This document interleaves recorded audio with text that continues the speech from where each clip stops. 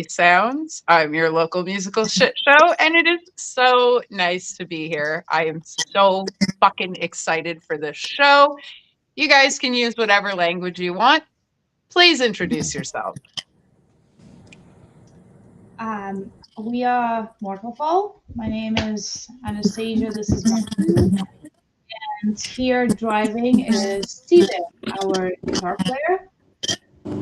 So me and Martin, we are the founders of the band and two singers.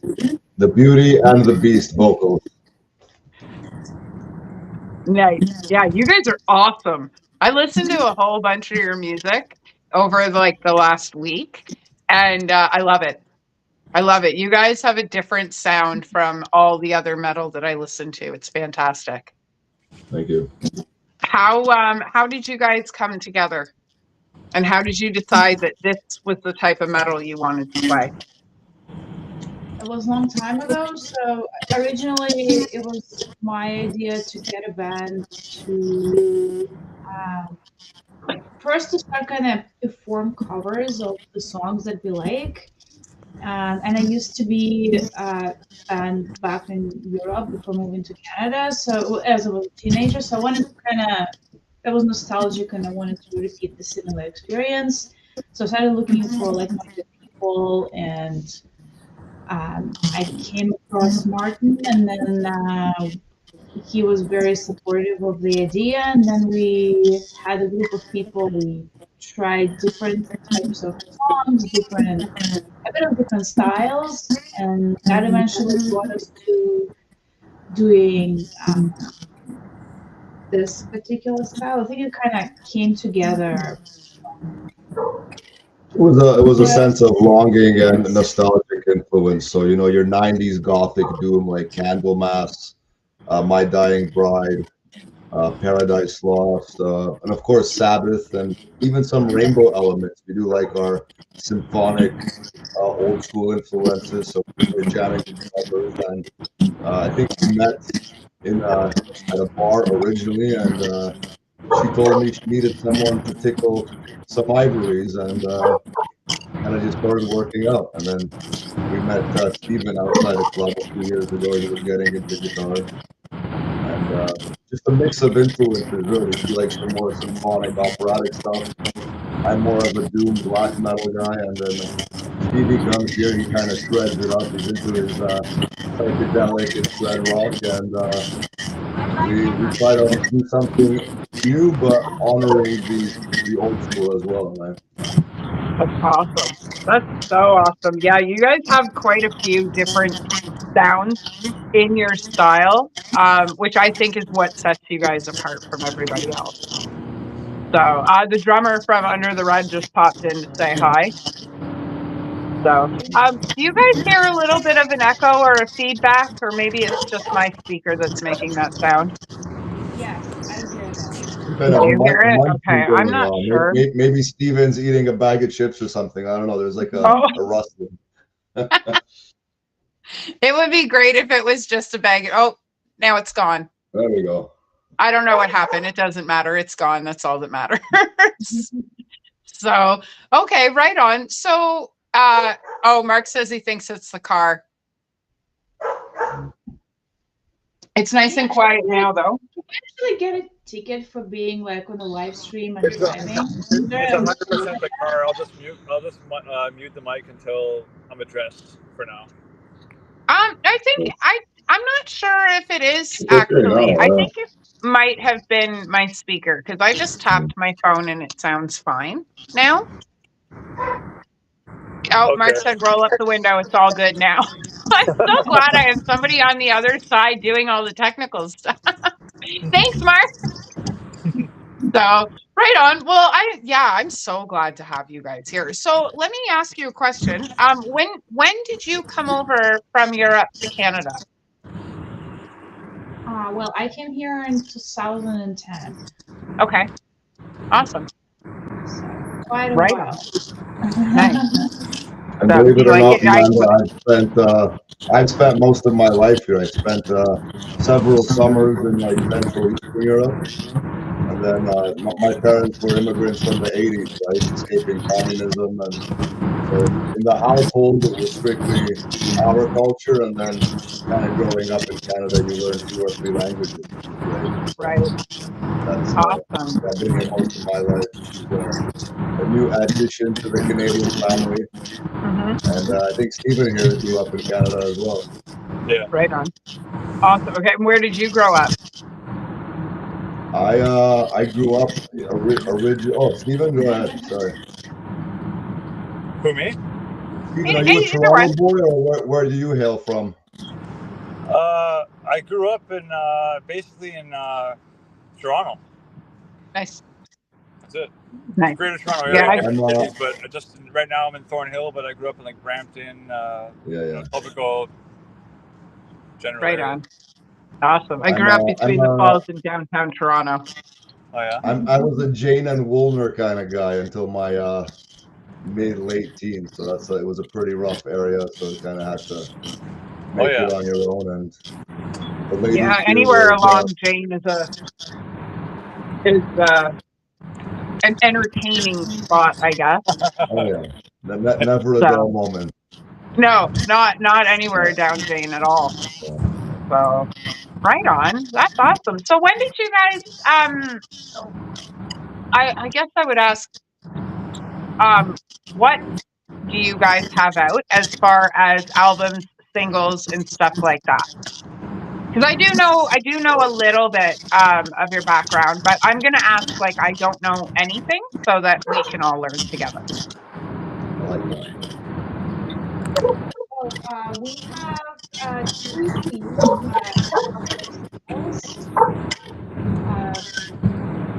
We did our first EP during COVID. It's called Point of Departure, and it was a good time for recording EP, and I think it turned out pretty good. After we did our single, which was called Freedom, mostly inspired by all the lockdowns and all of the situation in the world that was happening. So, and after that, it was a lot of pent up rage, but also a lot of hope, right? So it's funny because I think the first EP, Point of Departure, came out right around when COVID was starting, and then we did a single during it, and then we finally released this lovely new EP, Poetry of Faith, this year. That's awesome.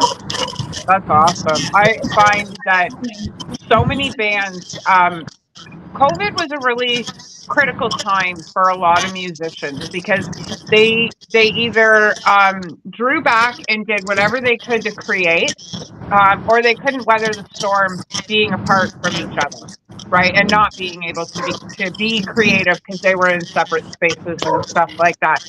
Sorry, my cat's jumping around. So it's really nice to see when bands get the opportunity to actually pull together and collaborate instead of being pulled apart at that time.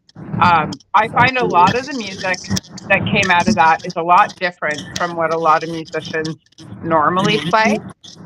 Did you guys find that you guys were on a different level when you went through COVID when it came to making music?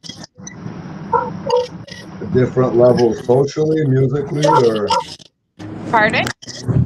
A different level in terms of like socially or musically, or in terms of what?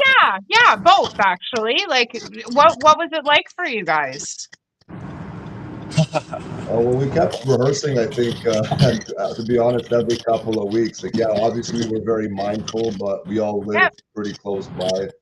So it wasn't one of these. It wasn't one of these internet bands where we did the Zoom kind of jams. Like we don't really do that, right? We like we're very needs to be a interactive. social order and interaction to the creative process, right? So Nice. we would meet at least once a month or two, hammering some of the old stuff. I think more than once, because you were allowed 5 people, a social circle, and our band is 5 people, so we thought it was appropriate, right, Stephen? Yep. So you were smiling. Yeah, exactly. No, because I agree 100%. like we didn't really subscribe to the normal compliance, I guess you would say. Neither did we. Yeah. Yeah. No, neither did we. We bent the language however we could so that all the rules applied to us. Yes.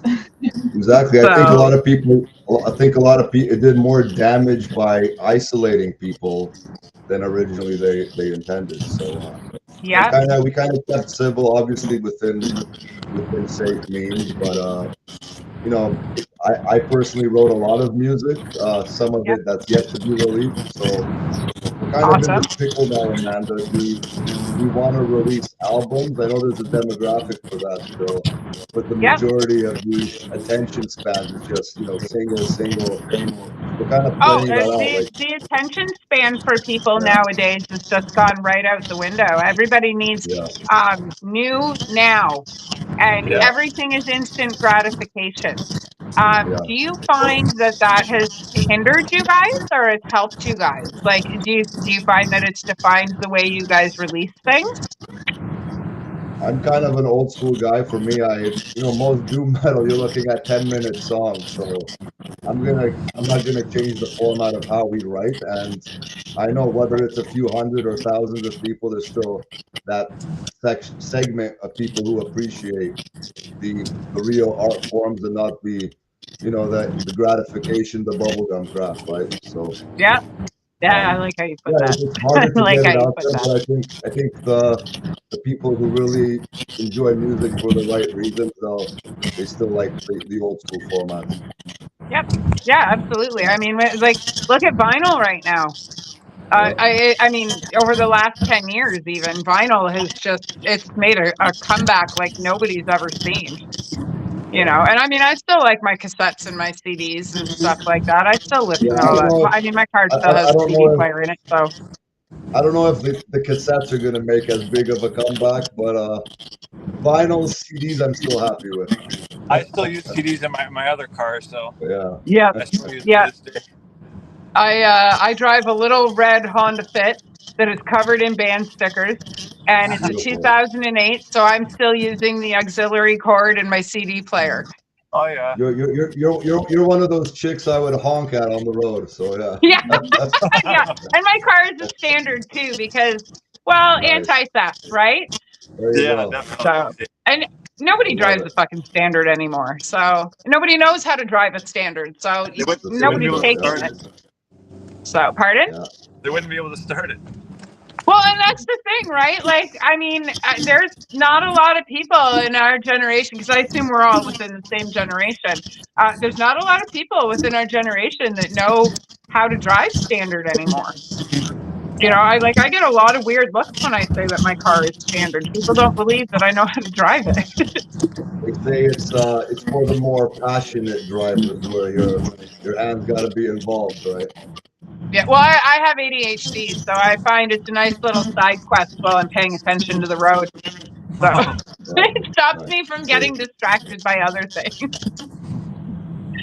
So, yeah, no, well, I don't know. I'm really happy that we got to do this interview because I had heard of you guys. To be honest, I did want to reach out for an interview, but I wasn't sure if I was on the right level for you guys to be able to be like, I thought you guys were beyond me being able to interview. So when you guys reached out to me, I was like, oh my God.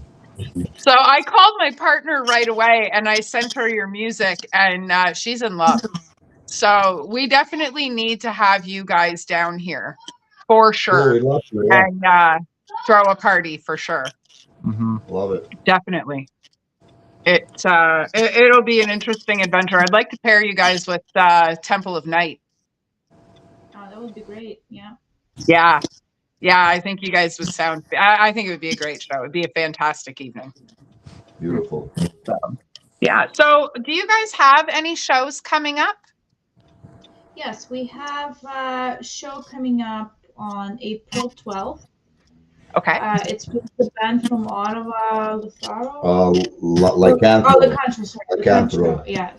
Good dudes from Ottawa. They're more on the heavy metal, power kind of fantasy vibes. So again, more of that European style. So yeah. He's been wanting, the guy James, he's been wanting to come to Toronto for a while. And we figured it'd be a good pairing. I think Nervecast are on it. They're good local rock and roll. Oh, they're great. And yeah, they're a lot of fun. So looking forward to it. It'll be a kind of co-headlining event with us. So that's awesome. If you've never seen us come out, it's not the most aesthetic place. It's the legendary Duffy's Tavern, but it's usually a good time, and we always have fun. Everybody's got to play at Duffy's at least once. Yeah. Everybody's got to. You have to play Duffy's at least once. Definitely. It's a great spot. Unfortunately, and it's legendary. It's the choice of venues got much smaller after COVID. Post-COVID, yeah, it's been interesting. It's we lost a lot of amazing venues over COVID, unfortunately. Yeah. So, I was talking to some friends in Sudbury and even Niagara Falls, St. Catharines. One of the buddies in Electric Dead, he goes, venues, they want 2 or 3 times as much rent and down security deposits. It's just insane. Yeah. You can't even break even at that level, right? So it's kind of difficult in that regard. The rental, well, because they're like everything. I mean, it's no secret. Everything in Canada has doubled to tripled in price over the, rent is crazy, food is crazy, the government's crazy. I probably shouldn't say that out loud. But like everything's just gotten out of control, and there's very few venues where you take door and they take their bar and the old school, hey man, I'm going to throw a party. Okay, I'm just keeping the bar. All right, perfect. There's very few bars that still work that way, and it would be nice to be able to try and bring that back. Yeah. But even the Exchange in the Falls, it was very close to 4 digits for us to rent that place, and they're a community space. They're supposed to be a community space. So it just goes to show you that everybody's feeling the pinch, right? It's difficult. Yeah. So, Mia, just put her in her bed, please. So, and may I ask, Amanda, is that where your metal market is happening? It did pique my interest. Okay. Yes. And the metal market is at the Exchange in the Falls on May 25th. There's 5 bands playing. One of your hometown bands, Berdizo, is going to be here. Oh, nice. They're good lads. Yeah, heavy. I can't wait. The first time I had seen them was at Walter's first memorial party, and they did an entire album. I think it was 12 songs in 15 minutes. Yeah, sounds like good old grindcore for you, right? Yeah. About right, yeah. Yeah. Fun stuff, yeah. So, yeah. No, I love them, though. They're great. Yeah, they are. So, awesome. But the Exchange, if all goes well, that's where I'd like to see you guys play with Temple of Night. I think it would be an amazing evening. And it's a great space. We can fit the better part of 300 people in there. So amazing. Yeah, so it'll be a fun night, definitely. Awesome. So, and we're right close to the hotel district. So you guys should come down and hang out the night of the Exchange and visit the falls for the evening. I love it. We just met, and if it's stumbling distance to our hotels, all the better. Oh, and we can make it stumbling distance from your hotel. My sister works for the Holiday Inn, so we get a friends and family rate. Not to push you guys to come down or anything like that. I'll consider it. Yes. So yeah, no, we would love to see you guys down here for sure. It'd be a lot of fun. So where do you guys draw your influence from? That's a good question. I would just say, look around you, what's going on in the world. You cannot really write happy music these days because there's nothing happy going on. I know.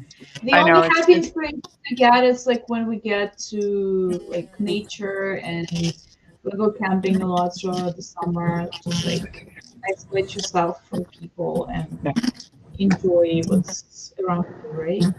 Yeah. In terms of non-musical influences, I think that's correct. You know, the world's in a pretty dismal state of affairs, so you try to take some of the good and the bad. Yeah, most people suck, so when you're away from people in nature, that's when you're really inspired with some of the positive. Yep. And then sometimes you feel like there might be some hope. Sometimes you feel like the world has a big sledgehammer coming towards it, or is in the depths of impending hell and doom. So we none of us are bipolar, I think, but we try to give some like a brooding foundation with some specks of hope and potential for change. So I think that's most doom metal, and obviously we like our poetic works as well. Sometimes some fantasy on the more positive side. Sometimes some more Bulgakov, Dostoevsky, Dickens. What else? Poe. Right. So take a lot of literary and world influences here and there. Stephen, That's how you about are you? the pardon? Just asking the guitarist. That's as lyricists. That's where we kind of stand. I know as guitarists, sometimes you're somewhere else, right? The good solo Yeah, can tell I the wouldn't story say I'm reading too. a lot of Dostoevsky, but yeah, I definitely have some similar influences in there between you guys. What you mentioned. Yeah. That's awesome. Yeah, I don't think I don't think I've had a band on yet that has literary influence. Most of the time, I'd say 95% of the time, influence comes from other music. So it's really refreshing when you hear things like, nature and stuff like that as your influence. That's really cool. Absolutely. That's fun. And literature, that's really neat too, actually. That's the first time I've heard that from any band, I think. So that's cool. That's what I sets you remember guys hearing apart from everybody else. some Maiden songs for the first time, and then you kind of look into it, and it's a whole backstory. It almost makes you want to check out the original literature even more, right? Right. Of how you as an artist reinterpret and present that. So I think that's something awesome. really neat when musicians do that, right? Yeah, no, it is. It's really cool. And I'm sure there are other bands that do draw influence like that, but it's not a common answer that I get, if at all. I'm like I said, I'm pretty sure you're the first band that has had that type of influence. So that's really cool. So I'm actually looking forward to, I don't know if we've had this conversation yet, but I'm really looking forward to putting you guys in one of the Sofa City Sounds volumes. So nice. I think you guys can stand out from a lot of the bands that I put in there. Thank you. So I think that would be a lot of fun. Definitely. So what else are you guys up to? Do you have merch links? Do you have CDs available for purchase? It's a very good question, actually. We have shirts available usually just when we play. So in person, we had this Bandcamp, no? Do we use that? We use Bandcamp mostly to sell music digitally. We do not have CDs, mostly because it's not very kind of popular way for people to purchase music anymore. Unfortunately, we'd love to have CDs. Maybe one day we'll just do like a nice compilation of everything and just like press it. That'd be cool. That'd be really cool. Because I personally don't want to do the full length album. I feel like it's a waste of time and money, and it's just gonna sit in boxes unpurchased. Yeah, it's not that we don't like recording albums or we're incapable. It's just at the same time, going back to the compilation idea, a lot of respected old school fans and supporters such as yourself, they want the bang for their buck. Nobody's gonna buy a 4-song EP. You want a 10 track or a 10, 12, 14 track, and then make it real fans will buy it all. Yeah, that's true. So us real fans will buy it all. So it would be really cool though if you guys only had a compilation album out of all the stuff and only had a greatest hits album, right? And didn't have anything else besides. That would be fucking cool, actually. Yeah, that's a potential idea that I've been kind of nursing. Bring everyone up to date and go from there. But yeah, we do have shirts. We're looking into new shirts, mugs, stickers, and yeah. So the best way, because online, all these companies and Scrooges like Spotify, Bandcamp, they all get a cut, right? So I always say, kids, the best way to support your local artist, go to the show and show your support, buy the products straight from the bands. Yep, buy your tickets. Buy your tickets. I just before my birthday, I had posted on Facebook, I've never asked for a ticket. I've never asked to be listed for anything, but please somebody find me a fucking Pantera ticket. And that's the only show I've ever been listed for. Every show I go to, I buy my ticket because we don't support our friends by getting in for free. We don't support you guys by getting free t-shirts. We don't support you guys by, giving us a free CD. That's not support. Sure, we're out there and stuff, but I can't support you if you can't keep playing, and you can't keep playing if we don't put our money into your pockets for you guys to play. Yeah. Because like our day jobs, sure, they take care of the bills and the rent and stuff like that. But, putting together a good album or being able to upgrade your instruments, and that takes time, that takes money, and we don't get the best of the best out of you guys if we don't support you guys. So I guess that's a public service announcement to go buy your fucking tickets and support your band. Yep. So, but it's true though, I think Record Store Day is April sometime. So support your local record stores as well. Yeah, absolutely. And with Sofa City Sounds, we have a band page where everybody's band name is up on the page. And when you click on your name, it goes directly to the link of whatever you provide us. And then I also have a radio station launching. It was supposed to be the beginning of April, but it's going to be the end of May now at the party at the Exchange. And you can go to that website and find your band name as well. And when you click on it, it will bring you right to the link for your website and your webpage, or, whatever it is you provide us. So you guys are already on both pages. Thank you. We haven't launched the radio page yet, but Sofa City Sounds, if people go over there, they can find you guys. Trying to think of where else we've posted you guys. All our social medias will be posting you guys and making sure that we get the word out there so that people can go and buy your stuff. So, well, thank you, because if you guys didn't do what you did, then I wouldn't have a job. I wouldn't have a good job.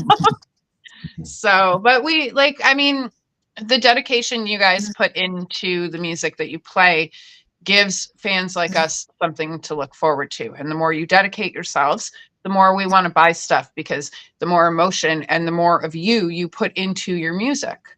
Right. And that's what draws an emotional connection, I think, anyway. That's what draws the emotional connection. When you put your emotion into music, we feel that vibration and we want to be a part of that. 100%. You can't fake it, right? No, and no. Any decent music lover with half a brain should feel it when it's genuine or not. Yeah, absolutely. One of the greatest guitar players, David Gilmour, once said, "The music has to move you," and that's like the most truest thing I've ever heard. It's you guys pretty much said the same thing, right? Yeah. Yeah. That's why. Well, what does Bob Marley say? When it hits you, you feel no pain. Right? Music is one of the only things that can hit you and you won't feel any. Well, I guess you would feel some pain from some of it, but it's true, right? You definitely feel something regardless of what it is, right? You feel it. Yeah, absolutely. It really is one of those rare art forms, arguably one of the only art forms that triggers a nostalgic response where you remember where you were, what you were doing, or who you were doing when a certain song comes back on. Right? Yeah. So I don't think anything else has that same effect. So no, I agree with that. And I think it's a shame how its appreciation has just become undermined and undervalued in recent years, where a lot of people will just say, "Oh, just put something on in the background." People don't listen and consume music the same way Yep. they used to. Yep. No, I can agree with that. And I find that the generations now, they just want what's popular. They're not fishing for their music. You Yeah. know, I was fortunate with my daughters. Both of them were named after music, and they've had extremely eclectic libraries to listen to. I tried to introduce my 11-year-old to the Pixies today, and she Nice. went, "Well, it's the Pixies, Mom. Everyone knows who they are." So it's not lost on some of our future generations. Good, good. Well, we need loving and supportive, wise parents like yourself and Stephen here, right? So Yeah. raise them So- right. You start with the Satanism, paganism at home. You mix the heavy metal here, and you get a result. Hopefully.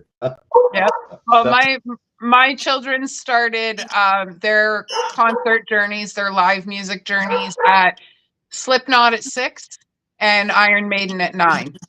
Wow. Amazing. So I think I'm doing something right. That's pretty good. That's pretty good. So yeah, Better one than my now first one concert. is a huge Nirvana fan, and the other one comes to all the shows with me, so I can't complain. Nice. Raise them right. Yeah. So yeah. So well, what else are you guys up to? What are we up to? We're What did you guys eat for preparing, breakfast today?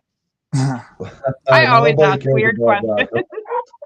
Well, we have the Toronto show, and then we are looking at something bigger in the summer, and potentially Ottawa, Montreal.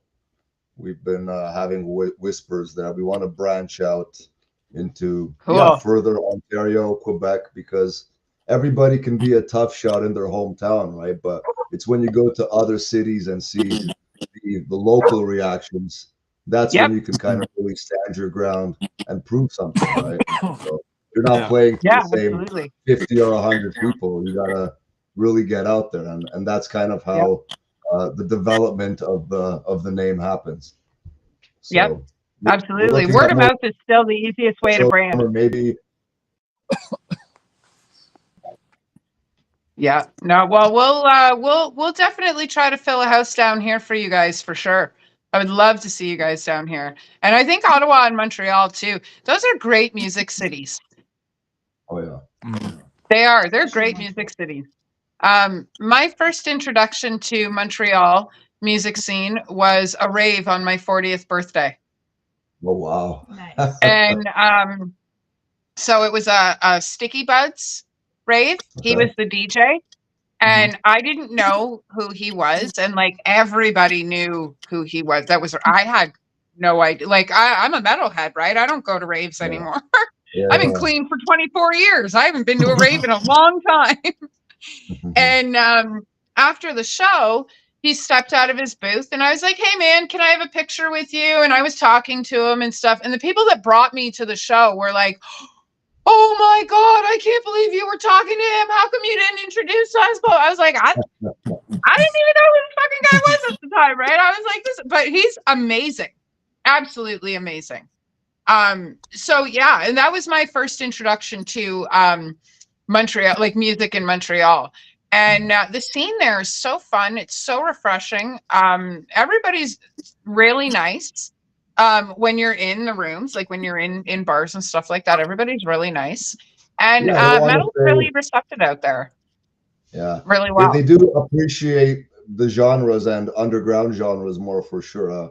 I don't want to say it's more cultured, but they are more into the music, and they get all the big festivals. There's just more to do. I've always had a blast whenever I go there. We try to go there at least a few times a year, right? So Yeah. for any band, I think it's very important to branch out of your comfort zone, out of your hometown territory, right? Yeah. And yeah, get out there. Yeah, because in Toronto, you find a lot of it is like friends supporting friends, not really looking into like what you're playing, but going out to socialize and just show your face at the gig. Which, yes, you kind of appreciate people coming out to support you as a friend, but that's not what you want to see as a musician. You want to go Right. somewhere where nobody knows you and then just see if you can kind of repeat the same pattern somewhere else where nobody knows.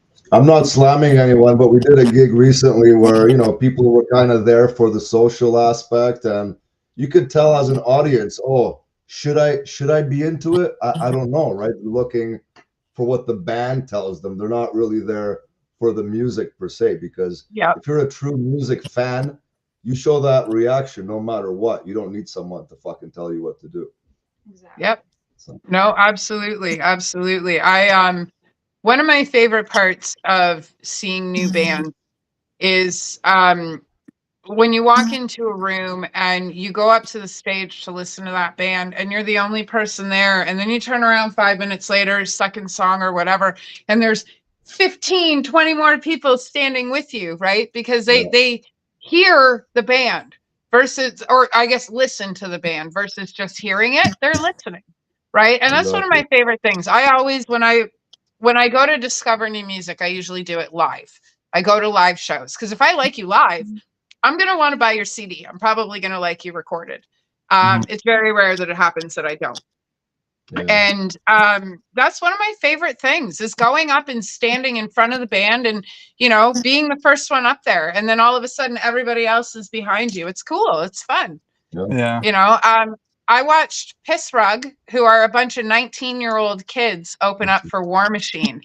And you could see the first song, they were a little nervous. The second song, there was a couple of us standing there. By the fourth song, there was quite a few of us standing in front of the stage. It was cool. It was a lot of fun. Yeah, but we kind of played off their nervousness, right? So, yeah. no, it was cool, though. It was a lot of fun. So, and I can't wait to see you guys. I'm really looking forward to seeing you guys play. Thank you.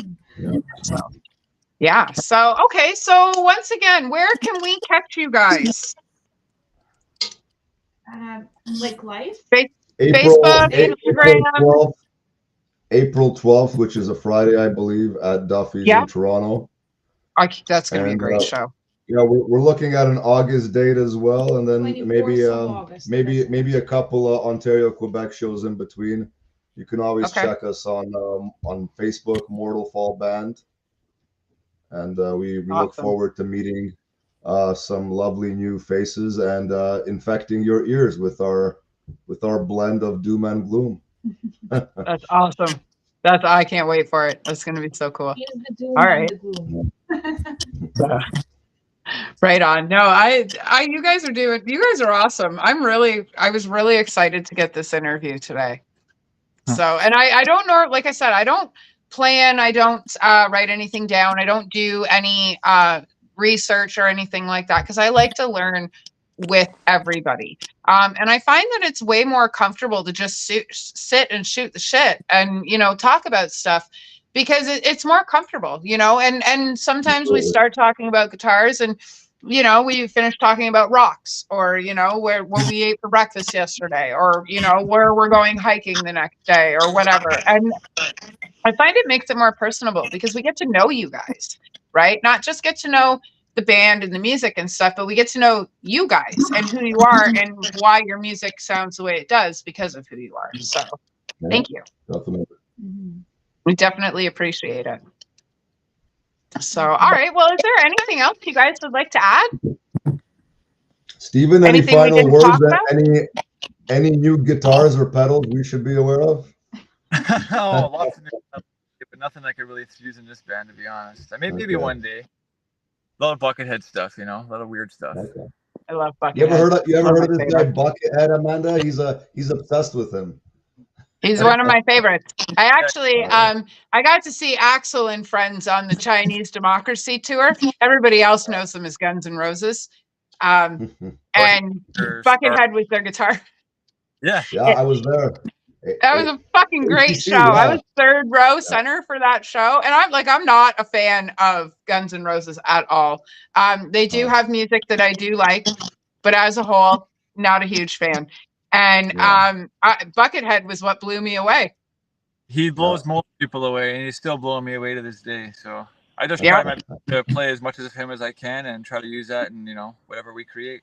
Yeah, he's a wicked influence to have, and yeah. he's like a hidden gem, eh? A lot of people don't know how talented he really is. Oh no, he even it took me time to adjust to his style because he's so overwhelming in a lot of ways. Yep. Like fast, and he also has a lot of weird sounds that are kind of abrasive, I guess, to the ear at first. Kind of hard to Yep. take in. He's a beautiful, amazing musician. Like, yeah, for real. Oh, absolutely. He certainly plays his life experience through his strings. Yes, 100%. He's just like Definitely. a messenger, if you will. Yeah, absolutely. That's a great way to describe him. Absolutely. Mm-hmm. So right on. Well, this has been a fucking blast, guys. And if I can keep you backstage for a few minutes after we finish live, that would be wonderful. I just want to give a So, shout and to, yeah, that's what I was going to say before we cut everybody off. Yes, I wanted to give a shout out to 2 band members who could not be with us today. Yeah. They have family matters to attend to. So Yeah. one of them is our bassist Tristan, who has been with us for quite a while as well. He is in a couple of local bands too. He is mostly plays guitar, but in our band he decides to. He's one of the dudes in Blastomycosis, another fine porn grind band, and Cool. he's one of the promoters who puts on the Ontario Death Fest. So if you're more into the death metal grind stuff, check out Ontario Death Fest. He's putting it on again this year. There's some That's really awesome. cool. I don't town discriminate bands. against metal. I love it all. I love it all. It's the pop in And the shout country. out to our Nothing local fun. promoter, Karina from Neurotic Entertainment. She puts on a lot of metal and believes in new bands, which is important. Yep. She doesn't do it for the money; she does it for the love. So we need Yep. people like you guys. Yeah. Oh, Yeah. Karina, that woman has my heart. Absolutely. She. I'm hoping to have her on in the next month or two. So. That'll be nice. Yeah. Yeah. She's. Dedication is absolutely what you think of when you hear Karina's name. Mm-hmm. Because you're right. She doesn't. It's not about the money for her. It's about the bands. It's about the love of the music. It's about what she wants to hear and what's up and coming. Doing. So, no, that's awesome. Yeah, So the last shout out would be to our drummer Eric, who was I think the latest addition to our band. He's originally from Germany. He's been in the country for I would say 5 years. But yeah, he's been a great addition to him. He's been in the band for almost 2 years, still being called the new guy. Very meticulous. Unlike most drummers, he comes prepared. He has his notepads and iPads, and I think we all have such different personalities that it's very rare when it all comes together when you're dealing with 4 or 5 different people. So. Oh, yeah. And you guys literally come from everywhere on the map to form the band and the music that you guys play and perform and create. And that's really unique about you guys. That's really cool that your influences and your members literally come from all over the world. Yeah, pretty much. That's really cool. That's so awesome. Well, when we do this again, we should definitely plan so that we can have you all together, and I'll come out there and we'll do it face to face, and we'll sit and hang out, and for sure we'll do it because I would love to sit and chat with you guys more and get to know more and learn more. But I'd love to do it with the whole band. Yeah, for sure. You guys have so much interesting stuff that I want to know.